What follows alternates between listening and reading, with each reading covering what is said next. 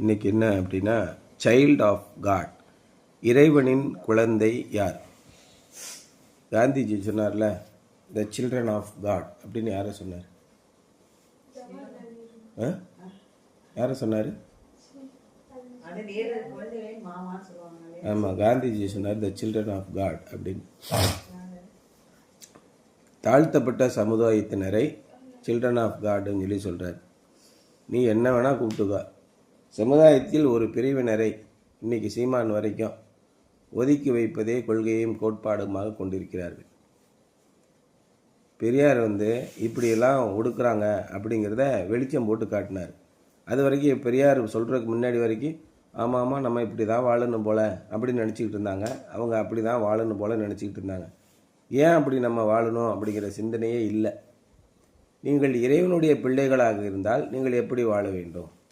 உங்களுக்குன்னு ஒரு இலக்கு இருக்கணும்ல, ஒரு குறிக்கோள் இருக்கணும்ல. நீங்கள் தேவனுடைய பிள்ளைகள்னால் அவருடைய வித்து நமக்குள் இருக்க வேண்டும். யாரா அவங்க அப்பா? வாடா, என்ன நடந்திருக்கு, உங்கள் அப்பா யார், இங்கே வா அப்படின்னு சொல்லி கேட்டால் நீங்கள் என்ன சொல்லுவீங்க? உங்கள் அப்பா யார் அப்படின்னு முன்னெல்லாம் கேட்பாங்க. ஓ, வாத்தியார் பையனா நீயே? உங்கள் அப்பா தாசில்தாராடா? யார், போலீஸா? என்ன இப்படி பண்ணிக்கிட்டு இருக்க? உங்கள் அப்பா போலீஸ் வேலை பார்த்துட்டு நீ என்ன வேலை பண்ணிக்கிட்டு இருக்க அப்படின்னு சொல்லி கேட்பாங்க. அந்த பையன் என்ன நல்லா படிச்சுக்கிட்டு இருக்கான், யார் அவர்? அவன் ரொம்ப காலேஜ் ப்ரொஃபஸர் சார், அவங்க அப்பா ரொம்ப நல்லா படிப்பாங்க, நல்ல உயர்வான குடும்பம் அப்படின்னு சொல்லுவாங்க. அப்போ ஒரு குடும்பம், ஒரு பையன் இருக்கான்னா, இந்த ஒரு படத்தில் கூட காமெடியாக போடுவாங்கல்ல, இந்த வடிவேல் படத்தில் அங்கே ஒருத்தன் ஒளிஞ்சிருப்பான், இங்கே வந்து ஒழிச்சிருப்பான். அவன் யாரா அப்படின்னா, ஏய் கீழே வா, உன்னை கழுத்தை இருக்கிற அப்படின்னு சொல்லுவான்ல. யாரா அவன் கேட்டால் அவன் கீப்போட பையன் அப்படின்னு சொல்லுவான். அப்போ யாருடைய பிள்ளைகளாக நாம் இருக்கிறோம்? இதெல்லாம் காமெடியில் தான். உலகத்திலே மிகச்சிறந்த கருத்துக்கள் எதில் அடங்கியிருக்குன்னா காமெடியில் அடங்கியிருக்கும். யார்கிட்டையும் பயப்படாமல் காமெடியாக சொல்லிட்டு போயிடுவோம், நேரடியாக கருத்தெல்லாம் சொல்ல முடியாது. அதனால் காமெடியில் கசப்பான உண்மைகள்லாம் சொல்லியிருப்பான். நீ யாருடைய பிள்ளையாக இருக்கையோ உன்னுடைய குணாதிசயம் அங்கே இருக்கும். அப்போ நம்ம உலகத்திலே பிறக்கும்போது அன்னை தந்தை உந்தன் சன்னதி முன்னின்று தந்த வாக்கு தத்தம் அல்லாது இப்போதே. எதுக்கு அந்த பாட்டு பாடுறோம்? அன்னையும் தந்தையும் தங்களுடைய குணாதிசயத்திலே என்னை கொண்டு உம்முடைய சமூகத்திலே விட்டார்கள். இப்பொழுது அதையெல்லாம் விட்டுவிட்டு உம்மாலே நான் பிறந்ததாக புதிதாக உம்முடைய சன்னதியிலே நிற்கிறேன். இப்பொழுதே தேவனுடைய வித்து அவனுக்குள் இருக்கிறது. அவன் தேவனுடைய சிந்தனை உள்ளவனாக இருப்பான். தேவனுடைய குணாதிசயம் அவர்களாக இருக்கிறது. அதான் கன்ஃபர்மேஷன் சர்வீஸ். அதில் அது முதல் நீங்கள் பந்தியில் ஈடுபடும் போது மிகுந்த எச்சரிக்கை உள்ளவர்களாக இருக்க வேண்டும். உங்களுக்கு நோய் வருகிறதா? நீங்கள் பந்தியில் அபாத்திரராய் கலந்து கொண்டீர்கள் என்றால் நோய் வரும். சில பேர் தேவனை அடித்து கொன்று விடுவார். அதற்கான தண்டனை உங்களுக்கு வரும். பரிசுத்தமானதை நாய்களுக்கு போடாதிருங்கள், முத்துக்களை பன்றிகளுக்கு முன் போடாதிருங்கள். இயேசு இதெல்லாம் சொல்லியிருக்கார். மகா பரிசுத்தமான தேவன் அங்கே இருக்கிறார். அவருடைய பரிசுத்த ஆவியானவர் நிலவை கொண்டிருக்கிறார். நம்ம எப்படி ஜாக்கிரதையாக இருக்கணும்? மிகுந்த எச்சரிக்கை. சர்ச்சுக்குள்ளே போகும்போது நேற்று படித்தோம்ல, நீ தேவாலயத்துக்கு போகும்போது உன் நடைகளை காத்துக்கொள், மூடர் பலியிடுவதை பார்க்கிலும் செவி கொடுக்க சேருவதே நலம். மிகுந்த எச்சரிக்கைகளை நம்ம கொடுத்துருக்கிறார். எல்லா இடத்துலையும் ஓடி ஆடி விளையாடுற போல் அலட்சியமாக நாங்கள் போயிடக்கூடாது. அங்கே மகா பரிசுத்த தேவன் இருக்கிறார் இல்லையா? நீங்கள் யாருடைய பிள்ளைகளாக இருக்கிறீர்கள்? அவர் நம்முடைய பிள்ளைகளே என்று அழைத்திருப்பதினாலே எப்பேற்பட்ட சுதந்திரத்தை நமக்கு கொடுத்திருக்கிறார் பாருங்கள் அப்படின்னு கேட்கிறார்.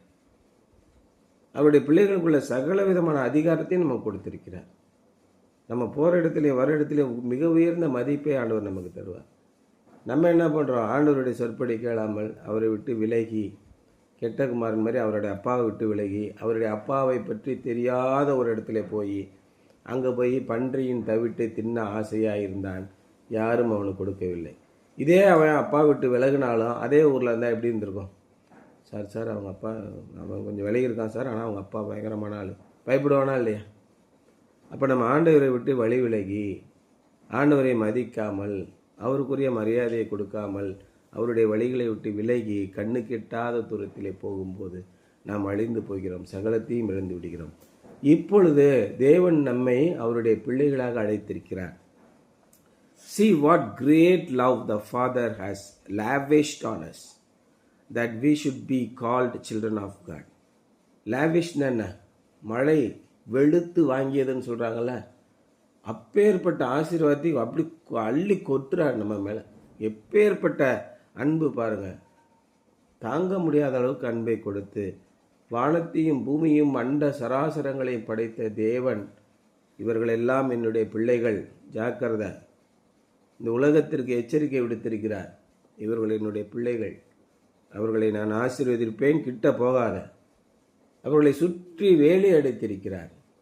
அப்பேற்பட்ட ஆசீர்வாதத்தை உங்களுக்கு தேவன் கொடுத்திருக்கிறார். நீங்கள் கொஞ்சம் கூட இதில் அசந்தரக்கூடாது. இறைவனை விட்டு வழிவிடைக்கு போய்விடக்கூடாது. உங்களுக்கு என்ன வேணும்னு கேளுங்க, ஆண்டவர் தருவார். என்ன கேட்டாலும் ஆண்டவர் தருவார். அதுதான் ரொம்ப முக்கியம். நீங்கள் என்னுடைய பெயரை சொல்லி என்னுடைய விருப்பத்தின்படி, ஆண்டவரே எங்களுக்கு இன்றைக்கு எலி பாசானம் 4 வாங்கி கொடுங்கள் அப்படின்னு கேட்டால் ஆண்டவர் கொடுப்பாரா? நீங்கள் நன்றாக வாழ வேண்டும், நீங்கள் செழிப்பாக வாழ வேண்டும். நீங்கள் வாளாக இருக்கக்கூடாது, நீங்கள் தலையாக இருக்க வேண்டும். நான் சிங்கத்திற்கு வாளாக இருப்பதை விட நாய்க்கு தலையாகவே இருந்து விட்டு போகிறேன் அப்படின்னு தமிழில் ஒரு பழமொழி இருக்கு. நீங்கள் எங்கும் தலையாக இருக்க வேண்டும். உங்களை தேவன் ஆசீர்வதிக்கவே ஆசீர்வதிப்பார். உங்களை சுற்றி பாதுகாப்பை கொடுப்பார். யாரும் உங்களை மிஞ்சிவிட முடியாது. நீங்கள் தேவனுடைய பிள்ளைகள். அதான் அவர் சொல்கிறார், see what great love the Father has lavished on us, that we should be called the children of God. And that is what we are. அப்படி தான் நாமும் அப்படி தான் இருக்கிறோம். ஆண்டவருடைய சமூகத்தில் போய் கேட்டு ஒரே ஒரு விண்ணப்பத்தை கூட ஆண்டவர் தட்டலை. என்ன வேணும் உனக்கு கேளு, நான் தரேன். எனக்கு அந்த கள்ளமிட்டாய் வேணும், ஆசையாக இருக்குது. என்னடா நீ எத்தனைடா வேணும் சாப்பிட்றான்? கள்ளமிட்டாய் கேட்டுக்கிட்டு அந்த பைக்கில் போடணும் ஆசையாக இருக்குது. என்னடா என் பையன் போடா, ஏறி போடா, கார்லுக்குள்ளே போடணும் ஆசை வராதடா, பைக்கில் தான் போய் ஆசை வருமா? மிகுந்த அன்புள்ள நம்முடைய ஆண்டவர் என்ன சொல்கிறார்? என்னப்பா நீ கேளு, எடுத்துக்கப்பா அப்படிங்கிறார். அவருடைய சித்தத்தின்படி நீங்கள் எதை கேட்டாலும் பெற்றுக்கொள்வீர்கள். நாம் எதை கேட்டாலும் பெற்றுக்கொள்வோம் என்ற நம்பிக்கையே அந்த விசுவாசம் இல்லையா? அதான் யோவான் 1:1 எழுதுறாரு.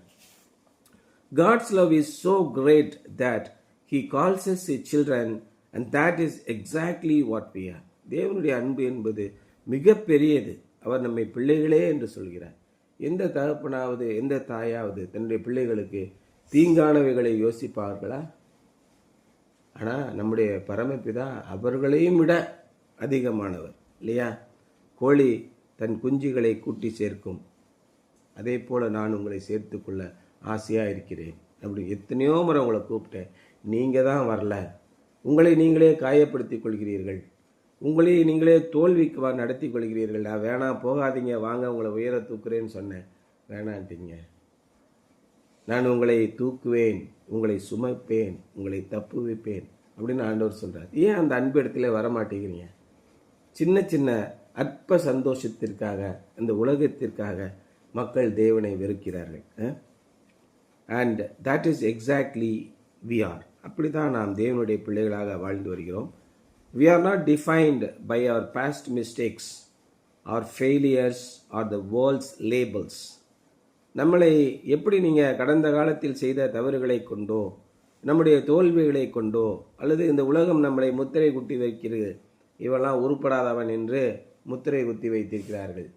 இவன் இந்த சாதியை சேர்ந்தவன், இவன் இந்த குலத்தை சேர்ந்தவன், இவன் இந்த தொழிலை சேர்ந்தவன் என்று முத்திரை குத்தி வைத்திருக்கிறார்களா? இந்த வேர்ல்ட்ஸ் லேபிள்ஸ், அதையெல்லாம் ஆண்டவர் பார்ப்பதில்லை.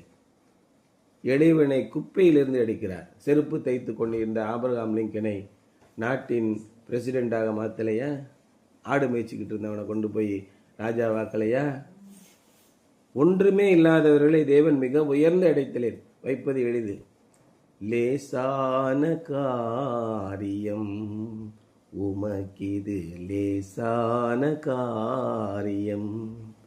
பெலனுள்ளவன் பெலனில்லாதவன், யாராயிருந்தாலும் உதவிகள் செய்வது லேசான காரியம் இல்லையா? தேவன் நம்முடைய பிள்ளைகள் என்று அழைத்து நமக்கு என்ன வேணால் செய்ய தயாராக இருக்கிறார். நாம் அவருக்கு கீழ்ப்படிந்து நடக்க வேண்டும், அவருக்கு பயந்து நடக்க வேண்டும், அவருக்கு மரியாதையும் கண்ணியத்தையும் கொடுக்க வேண்டும், அவருடைய பாதத்திலே நடுங்கி நிற்க வேண்டும். ஏன்னா மிகப்பெரிய தேவன். நீங்கள் கற்பனை செய்து பார்க்க முடியாததை விட மிகப்பெரிய தேவன். அவர் நம்மளை அழைத்து உங்களை என்னுடைய பிள்ளைகள் என்று குறித்திருக்கிறேன், வாங்க உங்களை நான் ஆசீர்வதிக்கப் போகிறேன், வாங்க டெனேஸ், வாங்க சஜலா, வாங்க உங்களை ஆசீர்வதிக்க பேர் சொல்லி கூப்பிட்றாரு. நம்ம ஆசீர்வாதம் வேணாம், ஒன்றும் வேணாம், நாங்கள் எங்கிட்டே அப்படியே டிவியை பார்த்துட்டு கிடக்கான் அப்படி சொன்னால் எப்படி இருக்கும்? ஆண்டவர் உங்களுக்கு திறமைகளை கொடுத்திருக்கிறார், சுகத்தை கொடுத்திருக்கிறார், பாதுகாப்பை கொடுத்திருக்கிறார், உணவை கொடுத்திருக்கிறார். நீங்கள் கேட்காமலேயே என்னுடைய பிள்ளைகளை உயர்ந்த இடத்திலே வைப்பேன் என்று நமக்காக ஆதரவுக்கு ஒரு 50 பேரை அனுப்பியிருக்கிறார் இல்லையா? தம்முடைய காரியத்தை செயல்படுத்துவதற்காக ஆண்டவர் நமக்காக அநேகரை ஏற்பாடு செய்கிறார் இல்லையா? அதெல்லாம் நினைச்சு பாருங்க. We are defined by His love, His grace and His promise. நம்ம எப்படி குறிக்கிறார்கள் என்றால் அவருடைய அன்பு, அவருடைய கிருபை, அவருடைய வாக்குத்தத்தம்.